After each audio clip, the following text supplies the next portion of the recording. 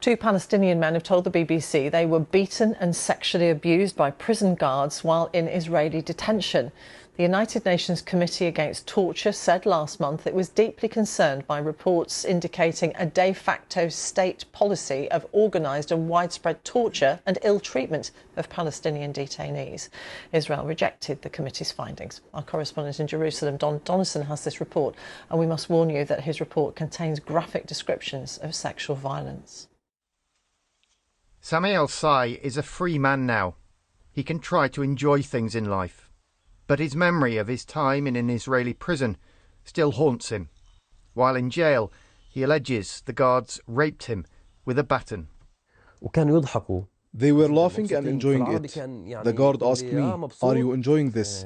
We want to play with you and bring your wife, your sister, your mother and friends here too." I was hoping to die and be done from that, as the pain was not only caused by the rape, but also from the severe and painful beating.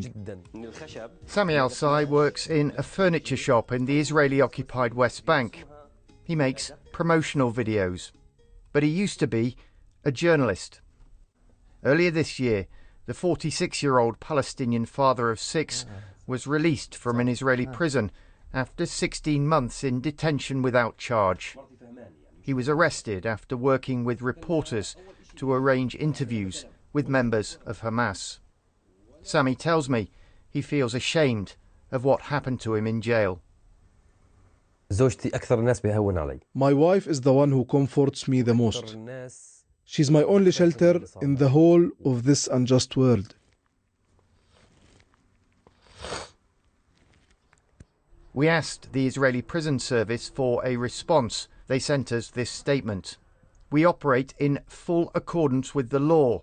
It goes on, "We're not aware of the claims described, and to the best of our knowledge, no such incidents have occurred under IPS responsibility." It's not the only such allegation. This leaked CCTV footage shows an incident in which a Palestinian detainee from Gaza was allegedly raped with a sharp object by guards at an Israeli military prison in July last year, leaving the man with a pierced rectum. 5 Israeli reservist soldiers, 4 of them seen here masked at a press conference, have been charged with abuse. They deny the allegations and have not been identified. The case has led to heated debate and divided Israel. Supporters of the far right have held protests defending the soldiers who've been accused. Here, an MP from Prime Minister Benjamin Netanyahu's Likud party is challenged in a parliamentary committee over whether anally raping a detainee is acceptable.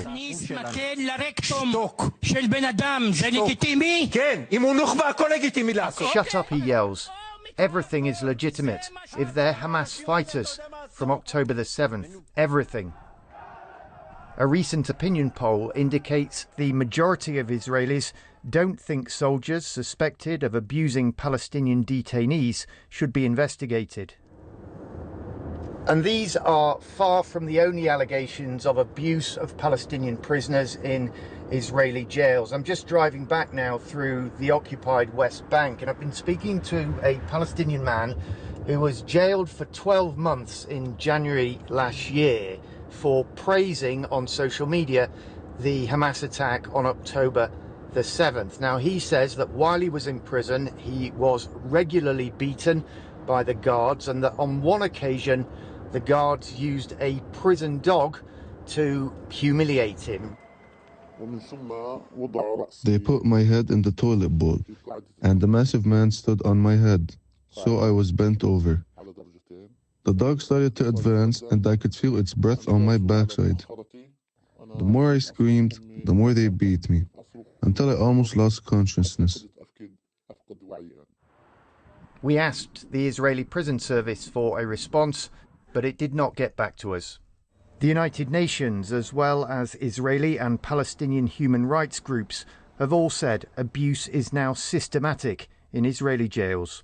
Jon Donnison, BBC News, in the Israeli-occupied West Bank.